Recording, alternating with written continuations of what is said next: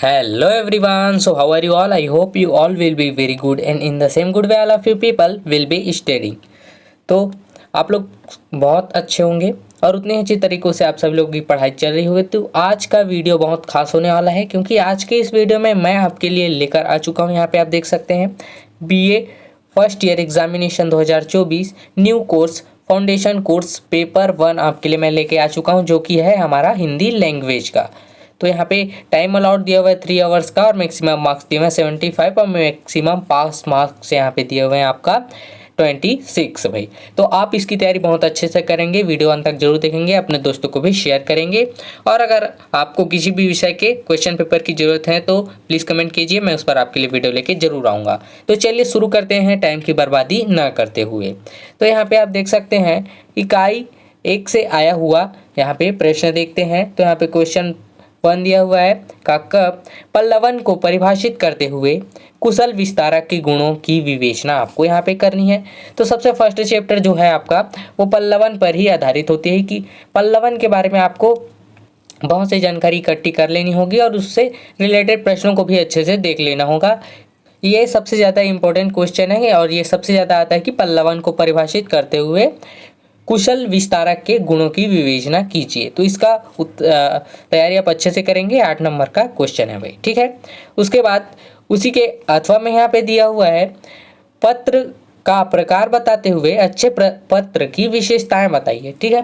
तो यहाँ पे लेटर कितने प्रकार के होते हैं, टाइप्स ऑफ लेटर के बारे में यहाँ पे बताते हुए आपको पत्र की विशेषताएं क्या है, उसके गुण क्या है, उसमें गुण कौन कौन से होते हैं और विशेषताएं उसकी बहुमूल्य विशेषताएं कौन कौन सी होती है, इन सभी चीज़ों के बारे में इस प्रश्न के अंतर्गत आपको लिखना है भाई, ठीक है भाई।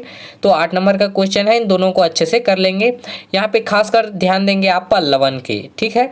उसके बाद में यहाँ पे ख दिया हुआ है एक टोकरी भर मिट्टी कहानी का सारांश लिखिए, जो कि आपने ये एक टोकरी भर मिट्टी पहले भी पढ़ा होगा 6वीं में, ठीक है भाई। तो 6वीं 7वीं का आपको याद नहीं होगा, लेकिन ये जो चैप्टर है वो 6वीं में दिया हुआ है, लेकिन 6वीं में छोटे रूप में दिया हुआ है, वो सिर्फ एक पार्ट के रूप में दिया हुआ है और यहाँ पे जो कि उसके अंदर तक जाकर यहाँ पे देखा जा सकता है। एक टोकरी भर मिट्टी की कहानी का सारांश आपको यहाँ पे लिखना है कि किसकी तरफ वो इशारा करता है, उसका सारांश क्या है, इन सभी चीज़ों के बारे में यहाँ पे लिखना है। 7 नंबर का क्वेश्चन है। अथवा में दिया हुआ है कहानी के तत्वों के आधार पर मुंशी प्रेमचंद की कहानी बड़े भाई साहब की समीक्षा कीजिए। देखिए वैसे तो मुंशी प्रेमचंद का परिचय यहाँ पे आपको आना चाहिए, ठीक है भाई। उसका पूरा जीवनी आपको यहाँ पे आना चाहिए। जीवनी कभी कभी आता है लेकिन ज़्यादातर उनकी कहानी के बारे में पूछा जाता है और वैसे भी ये बड़े कवि और लेखक हुए, तो इनके बारे में आपको सभी चीज़ें आनी चाहिए।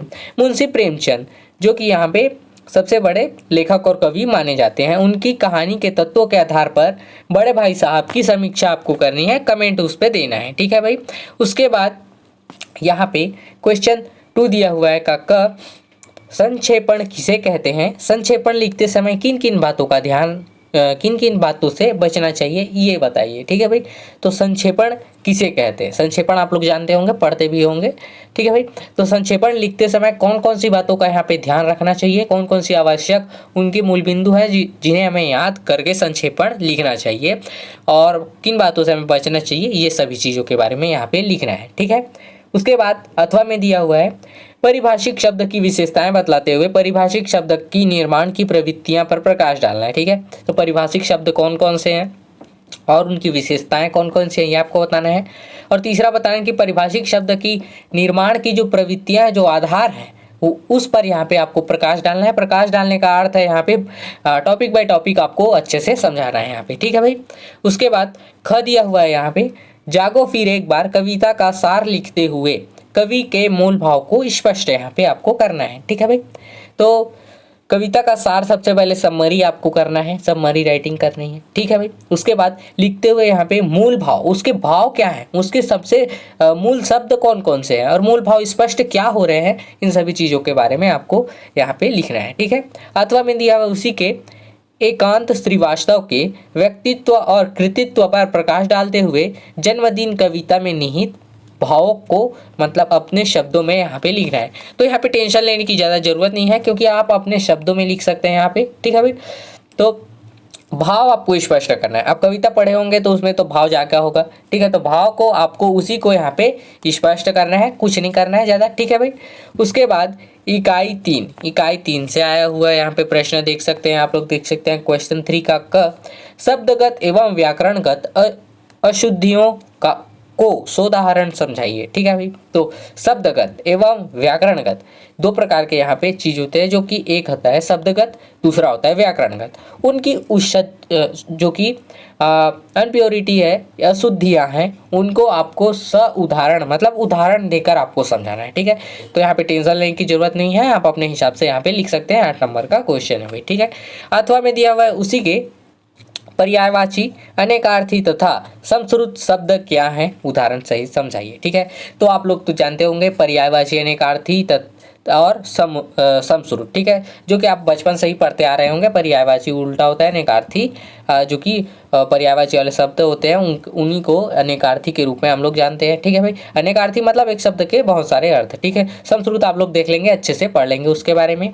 उदाहरण सहित आपको समझाना है, उसके उदाहरण भी देने हैं, छोटे छोटे उदाहरण देकर आप इसे समझा सकते हैं, ठीक है। तो यहाँ पे ये है 8 नंबर का, ठीक है। उसके बाद में तीसरा दिया हुआ है यहाँ पे इम्पोर्टेंट प्रश्न दिया हुआ है, ख भोलाराम का जीव में निहित सामाजिक समस्या का उल्लेख कीजिए, ठीक है। तो जो भोलाराम का जीव होता है, ये व्यंग्यकार हरिशंकर प्रसाई जी का लेखन है, ठीक है भाई, लेख है। तो भोलाराम का जीव में निहित सामाजिक समस्या का उल्लेख क्या है, मतलब जो समाज में जो कुरीतियाँ फैली हुई है और सामाजिक समस्या का उल्लेख यहाँ पे करना है, जो कि उस पाठ या फिर लेखन कार्य में दिया होगा, ठीक है। अथवा में दिया हुआ है उसी के व्यंग्यकार शरद जोशी का जीवन परिचय देते हुए जीप पर सवार इल्लियाँ पाठ का सार यहाँ पे लिखना है, ठीक है भाई। व्यंग्यकार ये भी है शरद जोशी, मतलब व्यंग पर आधारित एक लेख है, आप ये भी आप कह सकते हैं पद्य। तो यहाँ पे जोशी का जीवन परिचय यहाँ पे आपको देना है सबसे फर्स्ट है तो, और जीव पर सवार झिल्लियाँ पाठ का यहाँ पे आपको समरी राइटिंग करना है, ठीक है। उसके बाद यहाँ पे चौथा इकाई से आया हुआ क्वेश्चन है यहाँ पे क, मानक भाषा क्या है। बहुत ही इंपॉर्टेंट क्वेश्चन, बहुत ही इंपॉर्टेंट, इसको बिल्कुल भी आपको नहीं छोड़ना है। मानक भाषा क्या है, आता ही आता है, इसकी आवश्यकता क्यों पड़ती है, स्पष्ट कीजिए, ठीक है भाई। तो यहाँ पे मानक भाषा वाले सब प्रश्न को आप लोग बिल्कुल नहीं छोड़ेंगे, इसको अच्छे से तैयार कर लेंगे, ठीक है। तो क्यों पड़ती है स्पष्ट आपको करना है।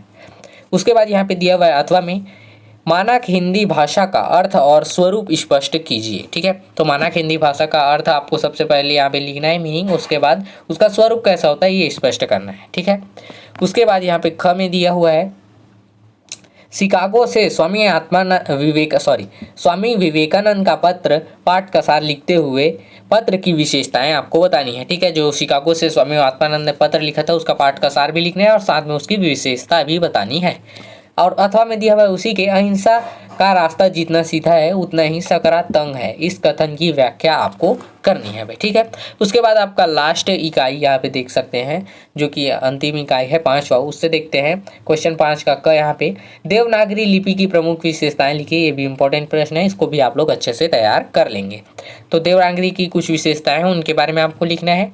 अथवा में दिया हुआ है उसी के कंप्यूटर का सामान्य परिचय देते हुए कंप्यूटेशन की भाषा को समझाइए, ठीक है। तो कंप्यूटर के बारे में सामान्य है ये प्रश्न, और इसके बारे में भी आप लोग देख लेंगे।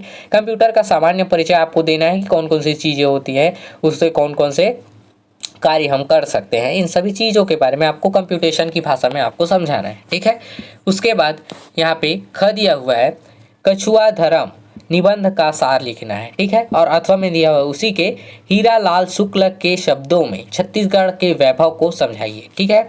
तो हीरालाल शुक्ल जो है उनके शब्दों में छत्तीसगढ़ के वैभव कौन से हैं ये आपको समझाना है, ठीक है। आई होप ये पूरा वीडियो आप लोगों के लिए यूज़फुल रहा होगा, और अच्छा लगा वीडियो तो प्लीज़ लाइक करें, और नहीं लगा तो मत करें, ठीक है भाई। तो मैं किसी के लिए लाइक करो या फिर करो मत कहूँगा, ठीक है। अगर आपको अच्छा लगा तो लाइक करें, नहीं लगा और आपको इसी तरह की वीडियो और पानी है तो चैनल को सब्सक्राइब करें भाई, और कमेंट में ज़रूर बताएं कि आप ये वीडियो किस डिस्ट्रिक्ट से देख रहे हैं।